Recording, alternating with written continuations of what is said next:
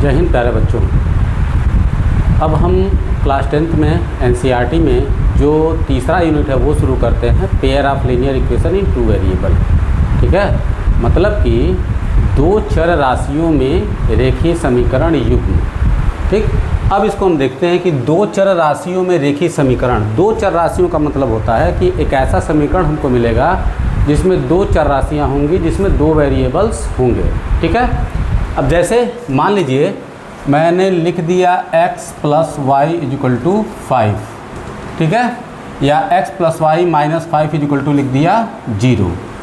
ठीक है, अब आप ये कहेंगे कि ये एक समीकरण है, इसमें दो चर राशियाँ हैं। कौन कौन सा? एक x है और दूसरा क्या है? y है। ठीक है, लेकिन अगर मैं कहूँ कि इस समीकरण को हल करके आप और x का y का मान निकाल दीजिए, तो क्या ये पॉसिबल है? क्योंकि देखो x और y दोनों क्या हैं? अननोन हैं, वेरिएबल, इसीलिए उनको कहा जाता है कि उनकी वैल्यू हमको पता नहीं रहती है। ठीक है, तो इसीलिए ऐसे समीकरणों को हल करने के लिए अब क्या करते हैं, जोड़े में समीकरण रहते हैं, पेयर उनका रहता है, और दोनों समीकरणों का यदि हल निकलना होता है उसकी भी कंडीशंस होती हैं। तो यदि हल निकलना होता है तो फिर हम उसका हल क्या करते हैं? निकालते हैं। ठीक है, तो सबसे पहले हम आते हैं कि इसका मानक रूप क्या होता है, स्टैंडर्ड फॉर्म क्या होता है। ठीक है, तो सबसे पहले हम बात करते हैं इसके मानक रूप की। मानक रूप, ठीक है, मानक रूप से मतलब क्या है कि देखो, अगर दो चर राशियों वाला रेखीय समीकरण है तो इसके जो मानक रूप होते हैं वो होते हैं a1x plus b1y plus c1 is equal to 0 और a2x plus b2y plus c2 is equal to 0। ठीक है, ये दो मानक रूप इसके हो गए। ठीक है, तो ये इक्वेशन नंबर 1 हो जाता है और ये इक्वेशन नंबर क्या हो जाता है? 2 हो जाता है। यहाँ पे जो a1 b1 c1, ठीक है, या a2 b2 और c2 ये लिखा जाता है, ये सब जो है वास्तविक संख्याएं होती है, रियल नंबर होते हैं, और इनको कहा जाता है गुणांक। क्या बोलते हैं? गुणांक बोलते हैं, या कोएफिशिएंट कहा जाता है। ठीक है, अब इन्हीं गुणांकों को देख करके इन समीकरणों का हल किया जाता है। ठीक है, जैसे एक मैं आपको एक एग्जांपल बता रहा हूँ, एक छोटा सा इक्वेशन है। जैसे मान लीजिए मैंने लिख दिया x plus Y equal to 6 और x minus Y equal to 2। ठीक है, और आपसे कहूँ कि आप इसको सॉल्व करिए। ये पेयर ऑफ लीनियर इक्वेशन, देखो दो इक्वेशन बन गया, जोड़ा में है।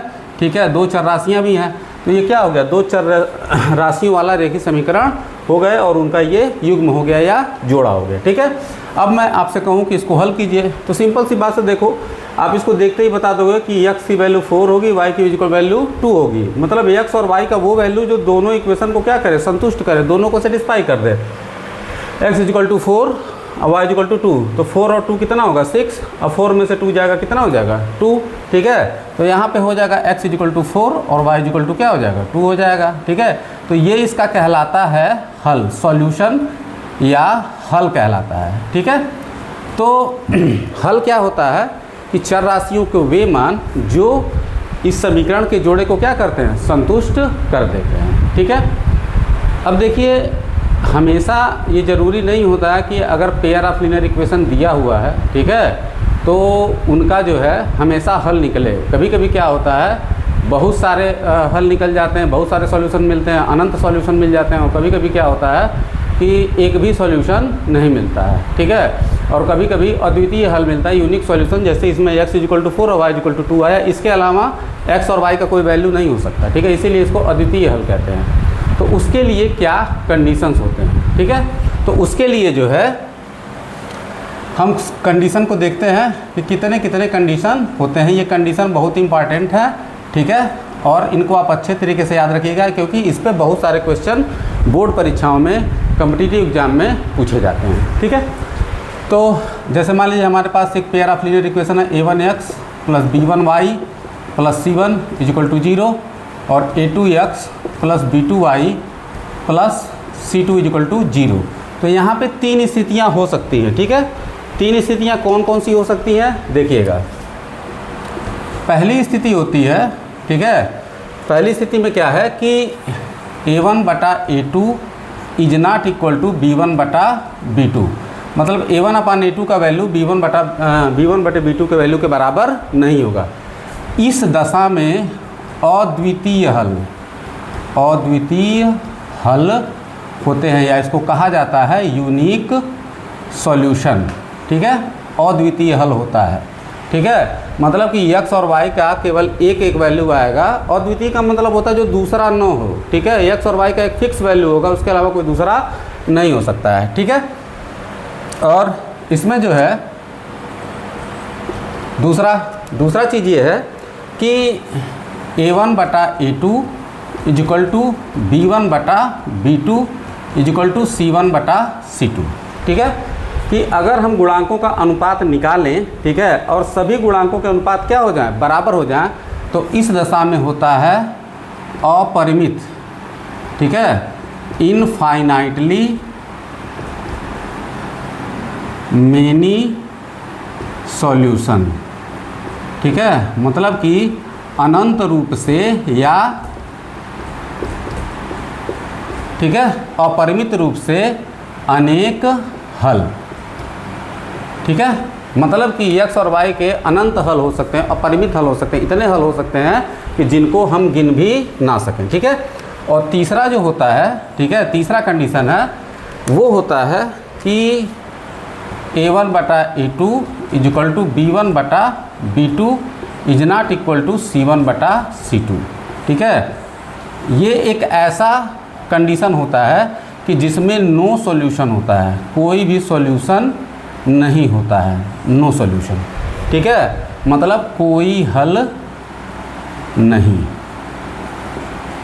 ठीक है, अब देखिए आपको तीनों कंडीशन पता चल गया कि कब हल निकलता है, कब हल नहीं निकलता है। तो ये देखिए, ये दो स्थितियां ऐसी हैं कि जिनमें हल निकलता है, पहली और दूसरी। पहले वाले में अद्वितीय हल होता है, x और y का एक फिक्स वैल्यू निकल के आता है, और दूसरे वाले में क्या होता है कि अनंत रूप से अनेक हल होते हैं, मतलब बहुत सारे सॉल्यूशन होते हैं। तो इन्हीं दोनों में सॉल्यूशन निकल पाता है। ठीक है, तो इसको जो है हम संयुक्त रूप से कहते हैं कंसिस्टेंट। क्या बोलते हैं?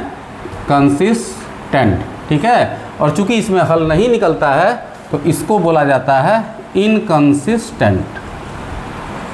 ठीक है, तो ये जो है गुणांकों के आधार पर, गुणांकों से हम पता लगा सकते हैं कि रेखीय समीकरण के युग्म का हल होगा कि नहीं होगा। ठीक है, अगला महत्वपूर्ण टॉपिक इसमें यह आता है कि अगर हल होता है और नहीं होता है तो उसका ग्राफीय निरूपण कैसे किया जाए और ग्राफ के द्वारा कैसे बताया जाए। और दूसरी चीज़ ये कि जो ये तीनों कंडीशन होते हैं, इसमें ग्राफ का जो कैरेक्टर होता है, ग्राफ का जो चरित्र होता है वो कैसा होता है। ठीक है, तो वीडियो पास करके पहले इसको नोट करिए, मैं बारी बारी से सारी चीज़ें डिस्कस करता हूँ। ठीक है, तो पहले जो है, जो ये पहला कंडीशन है, पहले कंडीशन को हम डिस्कस करते हैं। ठीक है, पहला कंडीशन क्या है कि A1/A2 is not equal to B1/B2। ठीक है, और इसमें मैंने क्या बताया आपको कि यूनिक सॉल्यूशन होता है। क्या होता है? Unique solution. ठीक है, A1/A2 का वैल्यू जो है B1/B2 के वैल्यू के बराबर नहीं है। ठीक है, तो हम जो है इक्वेशन लेते हैं, मैं दो इक्वेशन ले रहा हूँ। एक मान लीजिए मैंने ले लिया कि x + y - 6 = 0, ये पहला इक्वेशन हो गया। ठीक, और दूसरा इक्वेशन मैं ले रहा हूँ कि x - y - 4 = 0, ये मैंने दो इक्वेशन ले लिया। ठीक है, अब देखिए ये इस मानक रूप में है कि नहीं है, तो अब हम इसकी तुलना करेंगे। ठीक है, तुलना करने पर ठीक है, तो ये पहला इक्वेशन है, तो इससे हम इसकी तुलना कर देंगे। ठीक है, तो बात करते हैं A1 कितना होगा? A1 बराबर हो जाएगा, देखिए ये x है और ये x है, x में कुछ भी नहीं है तो यहाँ पे 1 मान सकते हो, तो A1 = हो गया 1। ठीक है, B1 = क्या हो जाएगा? 1 हो जाएगा, देखिए, और C1 = क्या हो जाएगा? -6 हो जाएगा। ठीक है, और दूसरा चीज़, अगर हम दूसरे इक्वेशन की तुलना करते हैं तो A2 = भी क्या हो जाएगा? 1 हो जाएगा। B2 = क्या हो जाएगा? अब चूंकि ये -y है ना, तो यहाँ पे -1 हो गया, और C2 = क्या हो जाएगा? -4 हो जाएगा। ठीक है, इतना समझ में आया होगा आपको। अब देखिए यहाँ पे हम क्या करते हैं, A1/A2 निकालते हैं। ठीक है, तो A1/A2 अब निकालेंगे तो वो कितना हो जाएगा? 1/1 = क्या हो गया? 1 हो गया। और उसके बाद निकालते हैं B1/B2, मतलब कि 1/-1, तो ये क्या हो जाएगा, -1 हो जाएगा। अब देखिए a1/a2 1 आया है और b1/b2 क्या आया है, -1 आया है। a1/a2 1 आया है और b1/b2 -1 आया है। तो ये दोनों तो बराबर नहीं है, तो a1/a2 जो है बराबर नहीं है किसके, b1/b2 को। इसका मतलब इन दोनों समीकरणों का एक अद्वितीय हल होगा, ठीक है, अद्वितीय हल होगा, ठीक है, मतलब कि यूनिक सॉल्यूशन इसका आएगा, ठीक। अब वो यूनिक सॉल्यूशन क्या आएगा, ठीक है। तो सबसे पहले हम डिस्कस करते हैं इसका ग्राफ। अब हम क्या करते हैं, बड़ी इंटरेस्टिंग चीज़ है, ध्यान से समझिएगा। इसके ग्राफ को देखते हैं कि इसका ग्राफ कैसा आएगा, ठीक है। जब ग्राफ इसका खींचेंगे तो देखेंगे कि पहली चीज़ तो आप ये समझ लीजिए कि कभी भी एक घातीय समीकरण कोई भी होता है, कोई भी समीकरण जिसका घात 1 होता है, तो इसमें देखिए वेरिएबल x और y हैं, जो चर राशियाँ x और y, इन दोनों का घात क्या है, 1 है। तो कभी भी अगर एक घात का समीकरण होता है तो उसका जो ग्राफ होता है वो एक सरल रेखा होती है, सीधी रेखा होती है, स्ट्रेट लाइन होती है, ठीक है। तो अब दो इक्वेशन है हमारे पास, ठीक है। अब जो दोनों का हम क्या करेंगे, ग्राफ खींचेंगे। ग्राफ खींचते हैं, देखते हैं कि उसका नेचर कैसे होता है और क्या उस ग्राफ से इन दोनों समीकरणों का हल निकल पाता है, ठीक है। आइए देखते हैं, बहुत इंटरेस्टिंग चीज़ है। तो ग्राफ खींचने के लिए जैसे पॉलिनोमियल में, पिछले लेसन में मैंने आपको बताया था जब पॉलिनोमियल पढ़ा रहा था, तो ग्राफ खींचने के लिए पहला काम क्या करना पड़ता है, ग्राफ खींचने के लिए पहला काम हमको ये करना पड़ता है कि हमको एक टेबल बनाना पड़ता है, ठीक है। तो पहले हम पहला समीकरण लेते हैं, x + y - 6 = 0। तो यहाँ से हम क्या करेंगे कि y को एक तरफ रहने देते हैं, ठीक है, और बाकी सबको दूसरी तरफ ले जाते हैं, ठीक है। -6 इधर आ जाएगा तो क्या हो जाएगा, +6, और +6 इधर आ जाएगा तो क्या हो जाएगा, -6 हो जाएगा। अब हम बना देते हैं एक टेबल, ठीक है। अभी टेबल बनाते हैं, ठीक है। और इसमें जो है x का वैल्यू पुट करते हैं और इससे करस्पॉन्डिंग y का वैल्यू निकालते हैं। तो x = अगर मान लीजिए आपने 1 रखा तो y = क्या हो जाएगा, 5 हो जाएगा। x = 2 रखा तो y = 4 हो जाएगा। x = 3 रखा तो y = क्या हो जाएगा, 3 हो जाएगा। x = 4 रखेंगे तो y = 6 में से 4 गया 2। 5 रखेंगे तो क्या हो जाएगा, 1 हो जाएगा। 6 रखेंगे तो क्या हो जाएगा, 0 हो जाएगा। 7 रखेंगे तो क्या हो जाएगा, 6 में 7 जाएगा -1। ऐसे बहुत सारी वैल्यूज हमको मिलती जाएंगी, ठीक है। तो ये पहले इक्वेशन से हो गया। अब दूसरा इक्वेशन पकड़ते हैं, सेकेंड इक्वेशन। दूसरा इक्वेशन देखिए, दूसरा इक्वेशन क्या है कि x - y - 4 = 0, ठीक है। तो y = क्या हो जाएगा, यहाँ से y = हो जाएगा x - 4, -y को इधर लाए तो +y हो गया, ठीक है। अब इसका भी एक टेबल बना लेते हैं, ठीक। इसका भी टेबल हमने बनाया, ठीक है। ये हो गया x और ये हो गया y, वैल्यू पुट करते जाइए, ठीक है। x = 1 रखेंगे तो y = हो गया -3। 2 रखेंगे तो क्या हो जाएगा, -2 हो जाएगा। 3 रखेंगे तो 3 में से 4 जाएगा, क्या बचेगा, -1 हो जाएगा। 4 रखेंगे तो 4 में से 4 हो जाएगा, क्या बचेगा, 0 बचेगा। 5 रखेंगे तो 5 में से 4 जाएगा, 1 हो जाएगा। 6 रखेंगे तो 6 में से 4 गया 2। 7 रखेंगे तो 7 में से 4 गया 3। ऐसे बहुत सारी वैल्यूज हमको मिल जाएंगी, ठीक है। अब हम करते क्या हैं, इसका खींचते हैं ग्राफ, ठीक है। तो ये हो गया graph, x O y y' x', ठीक है। अब देखिए यहाँ पे, अब हम क्या करते हैं, ये मूल बिंदु होता है, ये तो 0 0 होता है। अब बराबर दूरी पे पॉइंट को प्लाट करते हैं। अब जानते हैं इधर प्लस होता है, इधर भी प्लस होता है, इधर माइनस होता है, इधर क्या होता है, माइनस होता है, ठीक है। तो ये 0 हो गया, 1 2 3 4 5 6 7 8, बराबर बराबर दूरी पे कर देंगे। 1 2 3 4 5 6 7 8, ठीक है। ये प्लस वाले हो गए, -1 -2 -3 -4 -5 -6 -7 -8 -9। इधर भी आएंगे -1 -2 -3 -4 -5 -6, ऐसे बढ़ता जाएगा, ठीक है। जितनी हमको जरूरत है उतना हम क्या करते हैं, प्लाट करते हैं। अब जो है बारी बारी से पॉइंट को प्लाट करते हैं। अब देखिए x = 1 पे पहले इक्वेशन का प्लाट करते हैं। x = 1 पे y = कितना, 5 है, तो 1 पे हो गया 5। ये हमारा पहला पॉइंट हो गया 1 और 5, ठीक है। 2 पे क्या है, 4, 2 ये हो गया और 4 ये हो गया। ये पॉइंट हो गया हमारा 2 और 4, ठीक। 3 पे कितना है 3, 3 आए और ये 3 आए, 3 पे 3 हो गया, ठीक है, 3 3। 4 पे कितना है 2, ठीक है, तो 4 पे आए, 4 पे हो गया आपका 2, 4 और 2। 5 पे कितना है 1, 5 पर हो गया 1, ये हो गया 5 और 1, ठीक है, 5 1 हो गया। 6 पे कितना है 0, तो ये 6 हो गया और 0 हो गया, ये 6 और 0 हो गया। और 7 पे कितना है -1, ये हो गया 7 और -1, ठीक है। अब देखिए हम ग्राफ इसका खींचते हैं, ठीक है। अब ग्राफ खींचने पे देखिएगा, इसको मिलाते जा रहे हैं, क्या होगा, सीधी रेखा मिली, ठीक। अब जैसे चूँकि मैंने इसको ऐसे ही खींचा ना, तो ये थोड़ा बहुत हो गया है, लेकिन आप स्केल से जब खींचेंगे तो बिल्कुल सीधा मिलेगा, ठीक है। तो ये हमारा पहला इक्वेशन हो गया x + y - 6 = 0, ठीक है। अब हम दूसरे इक्वेशन का ग्राफ खींचते हैं, इसको भी देखिए ध्यान से। दूसरा इक्वेशन क्या है, दूसरा इक्वेशन है आपका हाँ, 1 पर कितना है -3, ये 1 हो गया और ये -3 हो गया, पहला पॉइंट, ठीक है, 1 और -3, ठीक है।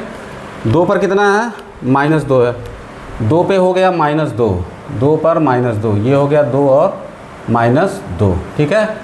3 पे कितना है -1, 3 पे हो गया -1, ये हो गया 3 और -1, ठीक है। 4 पे हो गया 0, ये आपका 4 0 हो गया। और 5 पे हो गया 1, देखिए ये पॉइंट क्या हो रहा है, कॉमन आ रहा है, 5 पर 1 इसमें भी आ रहा है, ठीक है। 6 पर हो गया 2, तो 6 पर हो गया 2, ठीक है, ये 6 और 2 हो गया, 6 और 2। और 7 पे कितना है 3, ये 7 और 3 हो गया, ठीक है। अब हम क्या करते हैं, इसको भी खींच देते हैं, ठीक है। तो इसको भी खींचेंगे तो क्या होगा, हमें एक सरल रेखा मिल रही है, ठीक है।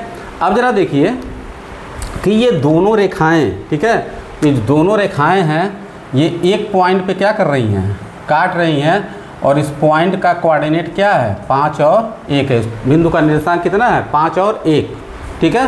5 और 1 है, तो इसका मतलब क्या हुआ, इसका मतलब ये हो जाएगा, देखो पहला वाला जो होता है वो x होता है और दूसरा वाला क्या होता है, y होता है। तो x = हो जाएगा 5 और y = हो जाएगा 1, और यही इसका सॉल्यूशन हो जाएगा, ठीक है। और ये सॉल्यूशन क्या होगा, यूनिक होगा, अद्वितीय होगा, ठीक है।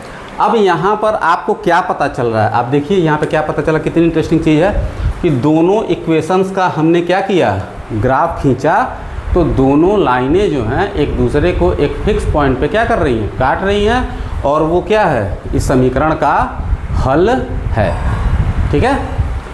तो अगर हम बात करें कि अगर ये वाला कंडीशन है a1/a2 ≠ b1/b2, तो हमको जो है अद्वितीय हल मिलेगा। और क्या करते हैं, प्रतिच्छेदित करते हुए, उसको इंटरसेक्टिंग लाइन का मतलब होता है प्रतिच्छेदित करती हुई रेखाएं, करती हुई रेखाएं, ठीक है, प्राप्त होंगी। और जो प्रतिच्छेदन बिंदु होगा वही उसका क्या होगा, समीकरण का सॉल्यूशन होगा, ठीक है। अब कहोगे कि 5 और 1 ये सॉल्यूशन है, कैसे मान लें सॉल्यूशन है, तो पुट करके देख लो, ठीक है। x = 5 रखो, y = 1 रखो, 5 और 1 कितना हुआ 6, 6 में से 6 गया 0, तो पहला इक्वेशन क्या हो गया, सेटिस्फाई हो गया, ठीक। अब आते हैं दूसरे इक्वेशन पे, x - y - 4 = 0, x = 5 रखो, y = 1 रखो, तो 5 में से 1 जाएगा 4, 4 में से 4 गया 0, ये इक्वेशन नंबर 2, ठीक है। तो सेटिस्फाई हो गया ना दोनों।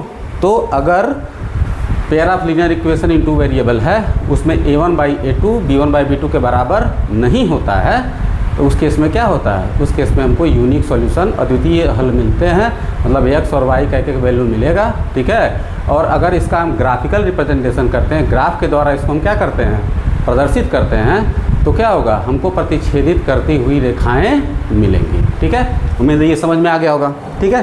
तो ये पहला कंडीशन हो गया। अब आते हैं हम दूसरे कंडीशन पे, इसका दूसरा कंडीशन क्या है, ठीक है।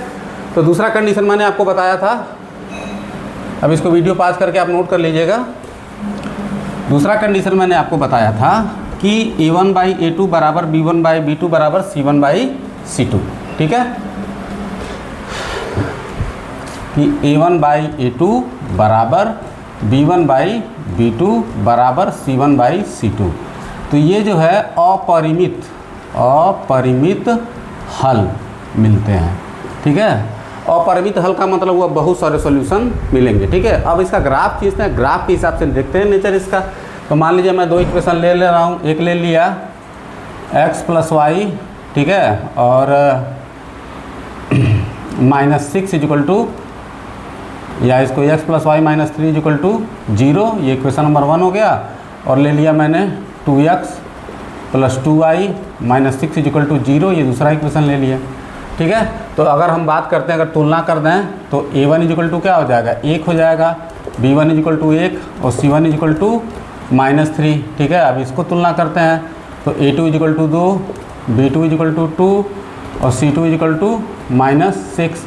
अब इसमें हम a1 बटा a2 निकालते हैं तो क्या हो जाएगा 1/2, b1 बटा b2 निकालते हैं, ये भी क्या होगा 1/2, और c1 बटा c2 निकालते हैं तो क्या होगा -3/-6, मतलब कि ये भी क्या हो गया, माइनस से माइनस कैंसिल, 3 में 6 से भाग देंगे तो 3 दूना 6, ये भी 1/2 हो गया। तो यहाँ पर क्या हो गया, a1 बटा a2 बराबर b1 बटा b2 बराबर c1 बटा c2, मतलब कि ये हो गया आपका इनफाइनाइटली मेनी सॉल्यूशन, ठीक है। अब ये केस हो गया। अब हम देखते हैं, ग्राफ खींच करके देखते हैं, ठीक है। तो सबसे पहले समीकरण 1 देखते हैं। समीकरण 1 से, तो समीकरण 1 क्या कह रहा है, x plus Y minus 3 equal to 0, ठीक है। तो यहाँ से क्या हो जाएगा, y इजिकल टू हो जाएगा 3 माइनस एक्स, ठीक है। -3 इधर लाएंगे तो +3, प्लस एक्स इधर आएगा तो क्या होगा -x। अब बना देते हैं हम एक टेबल, ठीक है। ये टेबल मैंने बना दिया, ये हो गया x, ये हो गया y, ठीक है। x का वैल्यू रखिए और y का वैल्यू अपने आप क्या कीजिए, प्राप्त कीजिए। x बराबर 0 रखेंगे तो y इक्वल टू 3 हो गया, x बराबर 1 रखेंगे y बराबर 2 हो गया, और x बराबर 2 रखेंगे तो y बराबर 3 में से 2 गया 1, 3 रखेंगे तो क्या हो जाएगा 0 हो जाएगा, 4 रखेंगे तो क्या हो जाएगा -1 हो जाएगा, ठीक है। तो ये पहले इक्वेशन से हो गया। अब दूसरे इक्वेशन से समीकरण 2 देखिए। समीकरण 2 से, समीकरण 2 क्या है, 2x plus 2y minus 6 is equal to 0। तो यहाँ से 2y इजिकल टू क्या हो जाएगा 6 माइनस 2x, ठीक है। तो y इजिकल टू हो जाएगा 6 माइनस 2x अपान 2। अब यहाँ पे देखिए अगर 2 हम कामन ले लें तो क्या हो जाएगा 3 माइनस एक्स, 2 कामन ले लेंगे तो 2 3 6 और x बचा यहाँ पे, तो 2 से 2 कैंसिल तो क्या हुआ, ये भी हो गया आपका 3 माइनस एक्स। अब देखो ये लगभग दोनों इक्वेशन सेम ही आ गया ना, ये भी इक्वेशन देखिए, ठीक है। इस इक्वेशन को भी देखिए, y equal to 3 minus X, और यहाँ पर भी क्या हो गया y equal to 3 minus X, दोनों सेम आया। तो कहने का मतलब ये है कि अगर हम टेबल बनाते हैं x और y का, ठीक है, तो जो वैल्यू यहाँ पे हमने रखा है 0 पे 3, 1 पर 2, 2 पर 1, 3 पर 0, ठीक है, ऐसे ही बढ़ेगा। तो अगर जब हम ग्राफ खींचेंगे, ठीक है, जैसे मान लीजिए अब ये ग्राफ हम खींच देते हैं x o y डैश, ठीक है, और ये हो गया x डैश, ठीक। अब इसमें क्या हो गया 1 2 3 4 5 6, 1 2 3 4 5 6, -1 -2 -3 -4 -5 -6, -1 -2 -3 -4 -5 -6, ठीक है। ये ग्राफ हो गया आपका। अब जब ये ग्राफ हमने खींच दिया, अब ज़रा आप ध्यान से देखिए कि 0 पर कितना है 3, ये 0 हो गया और ये 3 हो गया, ये आपका पॉइंट हो गया 0 और 3, ठीक है। 1 पर कितना है 2, 1 पर हो गया 2, ये 1 और ये 2, 1 और 2, 2 पे कितना है 1, 2 पर हो गया 1, 3 पे कितना है 0, ठीक है, 4 पे -1 है, इतना बहुत होता है, ठीक है। तो ये आप देखिए ये हो गया। अब इसके बाद अगर हम इसको क्या करें, ग्राफ खींचें तो ये हमको मिल गई लाइन, ये आपका क्या हो गया x plus Y minus 3 equal to 0, इसका ग्राफ हो गया। अब देखिए चूंकि दूसरे वाला भी इक्वेशन है, दूसरा वाला भी इक्वेशन देखिए, तो 0 पे क्या है वही 3 आएगा, बोलो यही पॉइंट आएगा ना। 1 पर फिर क्या हो गया 2 आया, ठीक है, 3 पर क्या हो गया 0 हो गया, मतलब सेम वही पॉइंट आ रहे हैं। तो कहने का मतलब कि यही लाइन जो है इस ग्राफ को भी निरूपित करेगा, किसको 2x प्लस 2y माइनस 6 बराबर 0 को। तो कहने का मतलब क्या हुआ, कहने का मतलब ये हुआ कि इस लाइन के ऊपर, ठीक है, ये जो लाइन हमने खींचा है इस लाइन के ऊपर कोई भी पॉइंट होगा, कोई भी पॉइंट हम निकालते हैं वो सब क्या होंगे इसके जो है इन दोनों समीकरणों के हल होंगे। और आप जानते हैं कि लाइन पे कितने बिंदु होते हैं, लाइन पे अनंत बिंदु होते हैं, इसीलिए इस समीकरण में क्या होता है, इनफाइनाइटली मेनी सॉल्यूशन या अपरिमित रूप से अनेक हल माने जाते हैं। ठीक है, तो इस दशा में जो हम समीकरणों के ग्राफ खींचते हैं वो कैसी रेखाएं होती हैं, वो रेखाएं होती हैं संपाती रेखाएं। क्या होती हैं, संपाती रेखाएं, या इनको कहा जाता है कोइंसाइड लाइंस। क्या बोलते हैं, कोइंसाइड लाइंस। ठीक है, मतलब दोनों समीकरण का हम ग्राफ खींचेंगे तो दोनों समीकरणों का ग्राफ क्या होगा, एक ही आएगा।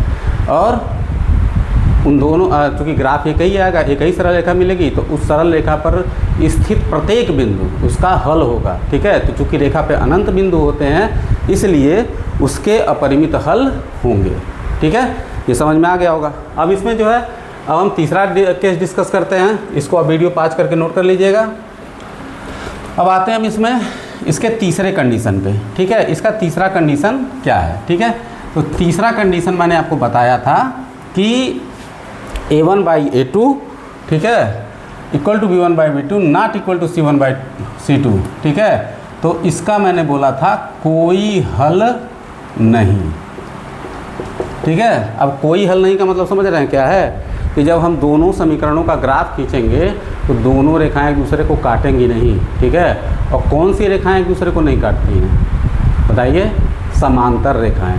तो दोनों समीकरणों का हम ग्राफ खींचेंगे तो हमको समांतर रेखाएं मिलेंगी। ठीक है, जो एक दूसरे को इंटरसेक्ट ही नहीं करेंगी। और जब इंटरसेक्ट नहीं करेंगी तो इसका मतलब क्या होगा, उसका सॉल्यूशन जो होगा वो नहीं निकल पाएगा। ठीक है, अब हम सीधे एग्जाम्पल एक ले लेते हैं, उसी प्रकार का एक छोटा सा एग्जाम्पल लेते हैं। जैसे मान लीजिए मैंने लिखा x + y और -5 = 0। ठीक है, और x + y -6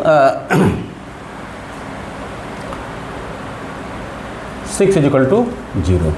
ठीक है, ये हमने कोई इक्वेशन ले लिया। ठीक है, अब इसको मान लिया इक्वेशन नंबर 1 और इसको मान लिया इक्वेशन नंबर 2। ठीक है, अब देख लीजिए यहाँ पे समीकरण 1 से वो तुलना कर दें अगर, तो A1 = 1 हो जाएगा, B1 = भी 1 हो जाएगा, C1 क्या हो जाएगा, -5 हो जाएगा। ठीक है, A2 = 1, B2 = 1 और C2 बराबर क्या हो जाएगा, -6। अब यहाँ पे देखिए A1/A2 हम निकालते हैं तो क्या होगा, 1/1 यानी कि 1, B1/B2 ये भी 1/1 यानी कि 1, और C1/C2 क्या हो जाएगा, -5/-6 यानी कि 5/6। तो यहाँ पे A1/A2 बराबर होगा B1/B2 के, और ये बराबर हो गया C1, ना बराबर नहीं हुआ किसके, C1/C2 के। ठीक है, अब हम इसका ग्राफ खींचते हैं। तो सबसे पहले समीकरण 1 पे जाते हैं। समीकरण 1 से क्या है, x + y -5 = 0। ठीक है, ये क्वेश्चन नंबर 1 हुआ। तो y = क्या हो जाएगा, 5 - x। ठीक है, अब एक टेबल बना लेते हैं। तो टेबल बनाते हैं, तो अगर हम रखते हैं x यहाँ पे लिखते हैं, यहाँ पे y, तो x बराबर अगर 1 रखेंगे तो y = 4 आएगा, 2 रखेंगे तो 5 में से 2 गया 3 आएगा, 3 रखेंगे तो 5 में से 3 गया 2 आएगा, 4 रखेंगे तो 5 में से 4 गया 1 आएगा। ठीक है, और 6 रखेंगे 5 रखेंगे तो 5 में से 5 गया 0। ठीक है, ये पहला समीकरण हो गया। दूसरा समीकरण देख लेते हैं। दूसरा समीकरण क्या है, x + y -6 = x + y -6 = 0 है। तो इसका मतलब y बराबर हो जाएगा, -6 इधर आया तो +6 और +6 इधर आएगा तो -x। ठीक है, तो इसका भी अगर हम टेबल बनाते हैं 6 - x। ठीक है, इसका भी अगर टेबल बनाते हैं तो ये x हुआ और ये क्या हुआ, y। वैल्यू पुट करते हैं, x = 1 रखेंगे तो y क्या होगा, 6 में से 1 गया 5, 2 रखेंगे तो 6 में से 2 गया 4, 3 रखेंगे तो 6 में से 3 गया 3, 4 रखेंगे तो 6 में से 4 गया 2। ठीक है, ऐसे हमको क्या होगा, पॉइंट मिलेगा। अब इसका हम क्या करते हैं, ग्राफ खींचते हैं। ठीक है, x O y y' x'। ठीक है, अब देखिए ये 1 2 3 4 5 6, 1 2 3 4 5 6। चूँकि इसमें कुछ माइनस में लिया नहीं हमने तो इसलिए माइनस वाला लिखने की ज़रूरत नहीं है, चाहे तो आप लिख भी देंगे। तो पहले क्वेश्चन में देखिए 1 पर 4 है। ठीक है, तो 1 पर 4, ये 1 हुआ और ये क्या हुआ, 4 हुआ। ये हमारा पॉइंट हो गया 1 और 4। ठीक है, दूसरा इक्वेशन देखिए 2 और 3, ये 1 4 हो गया, और दूसरा क्या है 2 पर 3, ठीक है, ये 2 3 हो गया, ठीक। तीसरा क्या है 3 और 2, 3 और 2, ये तीसरा पॉइंट हो गया 3 और 2। चौथा पॉइंट क्या हो गया 4 और 1, ठीक है, और पाँचवा हो गया 5 और 0, ठीक है। अब इसको हम क्या करते हैं, खींच देते हैं ऐसे, ठीक है। तो ये हमको स्ट्रेट लाइन मिल गया, तो ये इक्वेशन हो गया x + y - 5 = 0। अब दूसरे इक्वेशन पे आते हैं। देखिए 1 पर कितना है 5 है, तो 1 पे हो गया 5, ये पहला पॉइंट हो गया। 2 पर कितना है 4, ये दूसरा पॉइंट हो गया। ये 1 5 हो गया और ये क्या हो गया 2 4 हो गया, ठीक। और 3 पर कितना है 3, ये 3 3 हो गया। और 4 पे कितना है 2, ये 4 2 हो गया, ठीक है। अब इसको भी खींचेंगे तो ये ऐसे क्या होगा, चला जाएगा। अब देखिए दोनों लाइन क्या हो रही, एक दूसरे को कहीं काटेंगी नहीं, ठीक है। तो ये इक्वेशन क्या था, x + y - 6 = 0। तो जब ये जब काटेगा ही नहीं, इसका कोई सोल्यूशन होगा, कोई कॉमन पॉइंट इसमें आएगा, नहीं आएगा, ठीक है। इसलिए इस प्रकार के जो समीकरण होते हैं इनमें कोई हल नहीं होता है, ठीक है, और इनको इनकंसिस्टेंट कहा जाता है। इनका जब ग्राफ हम खींचते हैं तो वो समांतर रेखाएं हमको मिलती हैं, ठीक है। उम्मीद है ये वीडियो आपके समझ में आया होगा, ठीक है। तो इसको अच्छे से कॉपी पे नोट कर लीजिए, और बाकी नेक्स्ट वीडियो में मैं आपको सवाल कैसे सॉल्व किया जाता है, अलग अलग विधियां क्या होती हैं, जैसे प्रतिस्थापन विधि है, विलोपन विधि है, वज्रगुणन विधि है, ठीक है, कई सारी विधियां होती हैं और उसमें कुछ सवाल होते हैं, वो मैं आपको बताऊंगा, ठीक है। बहुत बहुत धन्यवाद।